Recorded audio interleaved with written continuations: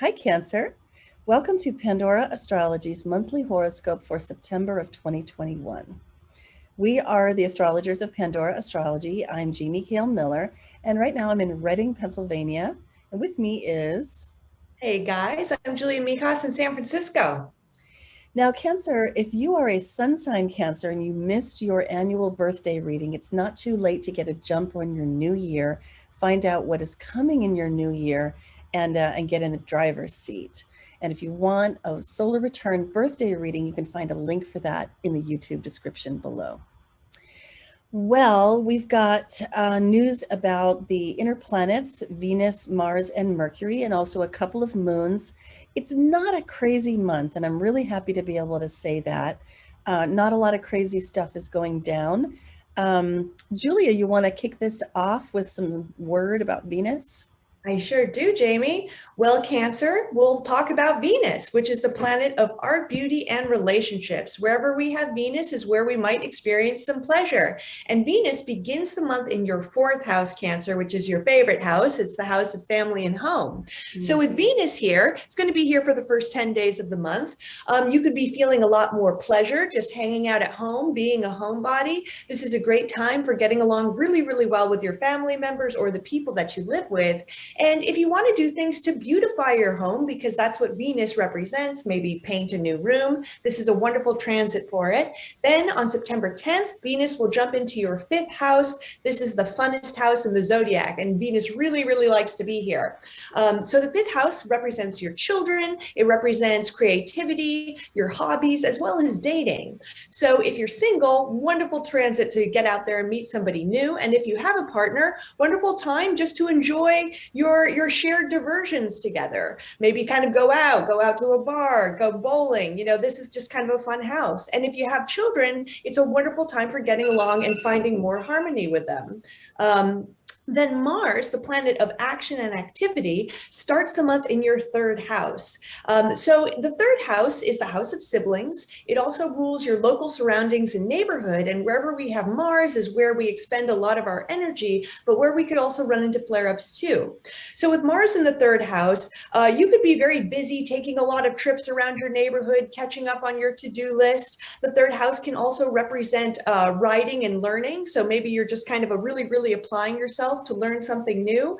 But you also might face some frustrations, especially with any siblings that you have, or maybe they come up in your local community, your local surroundings. Neighbors are ruled by this house. Then on September 14th, Mars will go into your fourth house after Venus is left here. So for the next half of the month, there might be some more problems and frustrations on the home front. When Mars is in the fourth, we can run into flare-ups with the people we live with family members. And a really good use of this transit is to try to get out energy on the home front. So, get through some projects that you might have to do. And then the last planet I want to talk about is Mercury. That's the planet of communication and mentation. It's going to be in your fourth house of family and home all month, and it's going retrograde at the end of the month on September 26th. But generally speaking, Mercury in the fourth house means that your mind, your thinking will be sort of preoccupied by perhaps past matters, because the fourth house represents your past. It could be your childhood or earlier years in life. The fourth house is also a very private house. So you could be kind of keeping your thoughts a little bit more to yourself, or maybe only sharing them with people who are close with you, with people who you live with. And then on the 26th, when Mercury goes retrograde in this house, it might be a time of rethinking and redoing fourth house matters in your life. So you could be rethinking your housing strategy. Should you make changes to your home now, or maybe move to a different home, or rethinking and going over miscommunications you might have with family members or the people that you live with. Yes, indeed. And when Mercury goes retrograde, even in a month when Mercury's about to go retrograde, it's generally a good time for organization and cleanup. And that Mercury in the fourth house could be setting you up for that, which dovetails really nicely with the first of the two moons of this month. It's a moon in Virgo. It's a new moon. So it's got that quality of new beginnings, fresh starts, the beginnings of projects. And being in Virgo, of course, it's going to have a lot to do with organizing, handling details, maybe clean outs that are physical or clean outs that are mental, organizing your thoughts in a better way or setting up really good systems.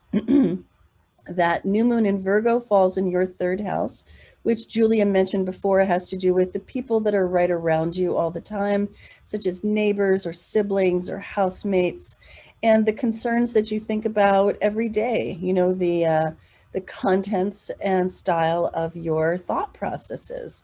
So I think that this moon in Virgo is a really good time to make some new beginnings and reorganize those areas.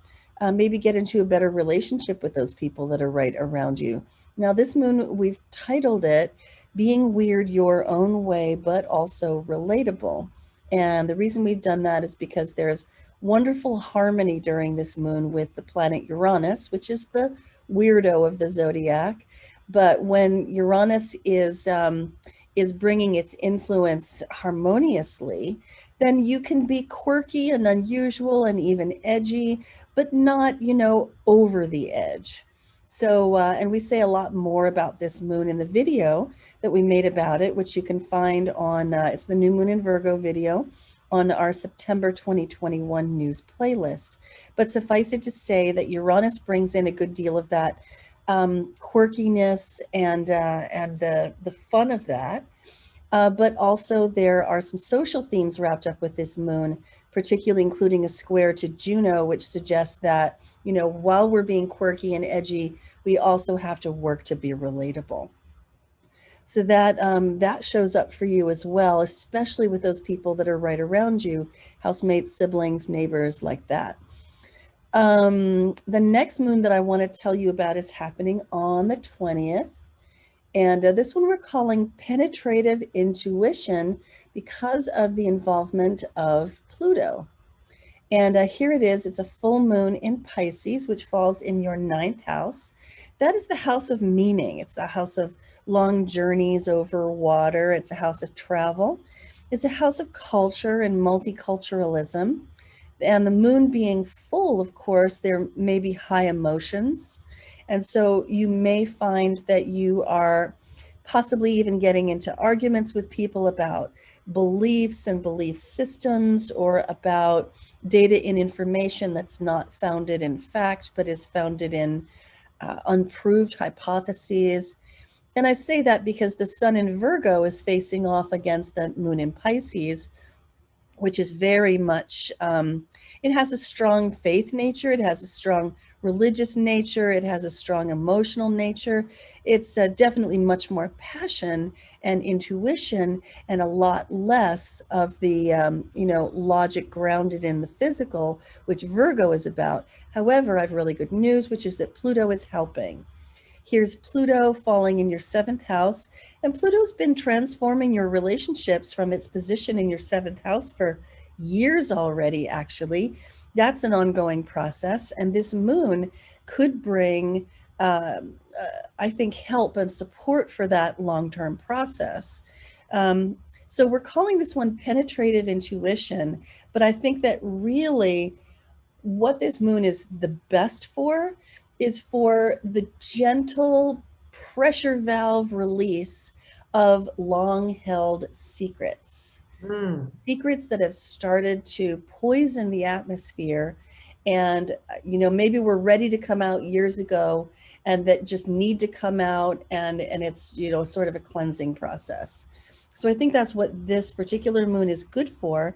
And that Pluto falling in your 7th house suggests that the secret could have something to do with relationships, or a relationship that you're in, or it could be a secret of your partner's. And if you went to your partner and very gently said, is there something you've been meaning to tell me? I think I'm ready to hear it now. And then just, put on your compassionate face and be ready for the land in your lap.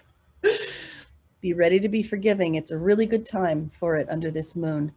And you can restore some wonderful intimacy by doing that. It's a beautiful thing. All right, then the last thing I want to tell you about today is we have a seasonal change, of course, as we do. The sun spends most of the month traveling along through Virgo, which is your 3rd house. And then later in the month, it moves into your 4th house, which is Libra. And so when the sun moves and changes signs, it changes seasons. And so that's something that we feel, in terms of our, our seasons and our weather here on Earth. But it has its metaphors and its parallels in our emotional life. Libra is an air sign. And so we're shifting here from Earth into air, and we're shifting from mutable into cardinal. Libra is a season of cool beauty and the continuation of the harvests that go on from Virgo through Scorpio. And the sun brings the spotlight of attention.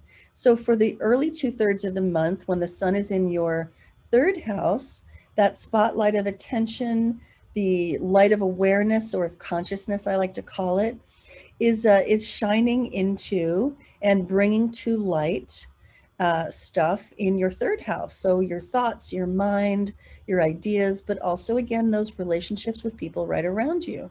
And then it shifts to your fourth house, which is home and family, domestic life, heritage, and roots. And that's where your attention starts to go. And it's the season for you of family and home and nesting. So that can be really lovely. Well, that's what we have for you today, Cancer. I hope you enjoyed it. You will always find your horoscopes. And if this was your sun sign, you should definitely look up your rising sign horoscope too. You can find your horoscopes on our website, pandoraastrology.com, in the horoscope button on the nav bar. And you can always find the monthly forecast there with our news videos of the month, as well as finding them on our YouTube channel, Pandora Astrology. And if you would like to meet with us in person or on Zoom for a reading, you can find our services page, and you can even take classes as well. Until next time, we'll see you around the cosmos. Bye. Bye-bye.